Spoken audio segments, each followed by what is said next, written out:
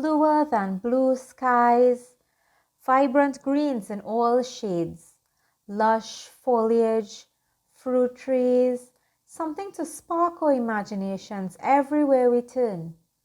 We all have a jungle right outside, whether we know it or not. Hi, I'm Danielle Boodoo-Fortuné, illustrator of The Jungle Outside, a book written by Joanne C. Hillhouse. The Jungle Outside is the story of a boy named Dante who realizes that there is so much fun and adventure to be had when he gets off his couch and explores the wonders of the jungle in his own backyard with the help of his grandmother. Today we're going to create our own artwork inspired by the themes of this story, using simple materials and doing a little exploring in our own backyard jungles. You will need paper, printer paper, sketchbook paper, or Bristol board will do. Blue paint, this can be watercolor, acrylic, or regular poster paint. You will also need a saucer, palette, or dish for mixing paint, a flat brush, a paper towel not pictured here, a cup of water, and ordinary white craft glue.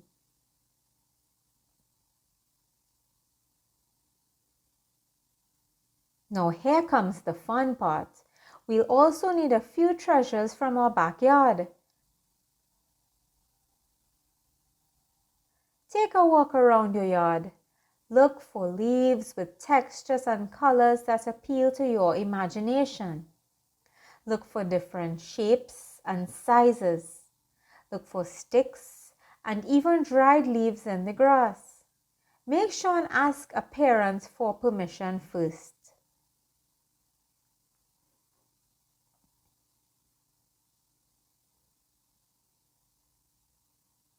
And now that we have all the materials we need, we start to paint. Lightly wet your brush and move it across your page in a horizontal motion. That means move it side to side.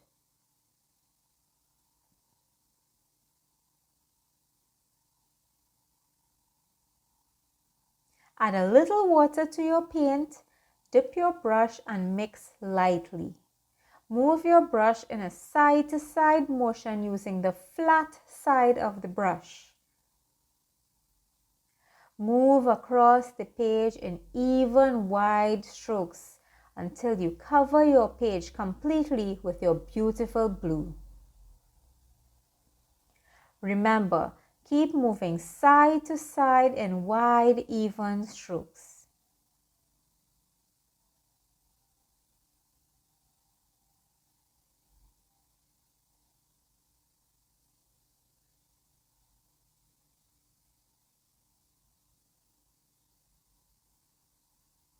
When you get to the edges of your page, make your strokes smaller so that you are able to paint the corners without getting too much paint on the surface below. Blue makes the perfect backdrop for a nature piece because blue is the perfect contrast with all the lovely greens, reds, yellows, and browns that we find in our gardens. Blue also reminds us of the sky.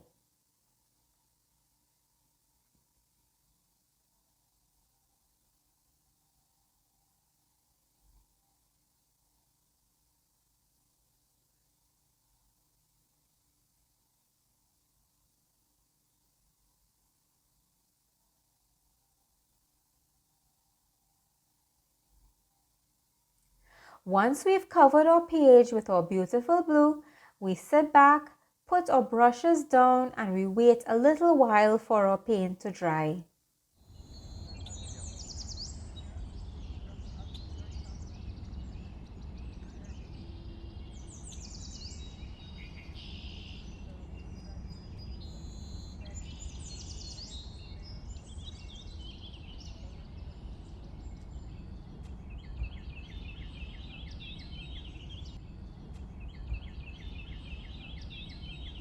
Now that we have our painted page all dry and we have our foraged materials, which means the items we found, we're going to start assembling our piece. Look at the things you found. What do they make you think of? The leaves I found in my backyard made me think of a beautiful magical forest. I love the way the bright yellows and greens pop against the muted browns of the dried leaves. I love the way the round leaves contrast with the longer leaves and the heart-shaped leaves. So much lushness and variety found right here in our own backyards.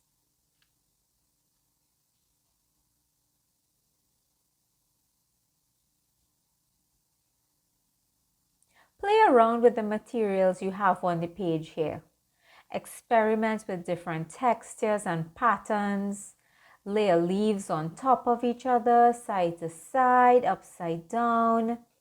See how it feels. There's no right or wrong here. We are just experimenting to see what feels fun to us and what brings us visual joy. This is one of the simplest pleasures in art and in nature too.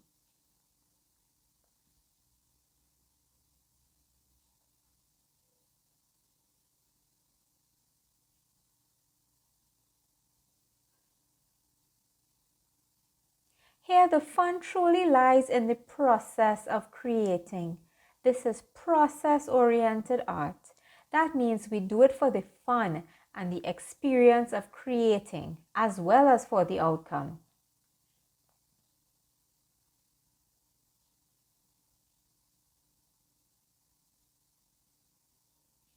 When last have you gathered so many leaves and held them in your hands? Felt all these textures that are so familiar? Not all art is done just to rush towards a finished outcome to show our family and friends at the end, although we do end up with a beautiful picture when we are done here.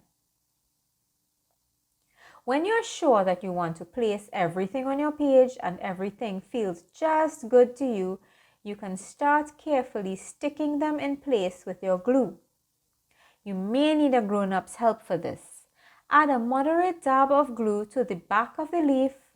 That means not too much, not too little, and hold in place with your fingers. Just lightly press them. For bigger leaves and for sticks, you may have to hold firmly in place for a little longer until the drying process starts. Or use a stone and set it gently on top of them and set it down. Some leaves can be trickier than others to stick, but don't worry, white craft glue, like Elmer's glue, will stick almost anything to your paper surface once it's dry. So just hold down lightly for a minute or have a parent or grown-up help you with this. While you are sticking and pressing the leaves, like this beautiful frond of fern I have here, ask yourself, what does this feel like beneath my fingertips? I've seen this leaf so many times, but have I really noticed it? Pay attention to all your textures. Use your shapes deliberately. Long skinny shapes like twigs can look like branches, or like a forest when arranged just right. Leaves with little spots can look like light coming through trees. Use your imagination. It's all up to you. Just like Dante in the jungle outside, we want to find fun and inspiration in the nature that is all around us. Now that we have everything stuck, we give it a while to dry with the help of a few rocks and we wait.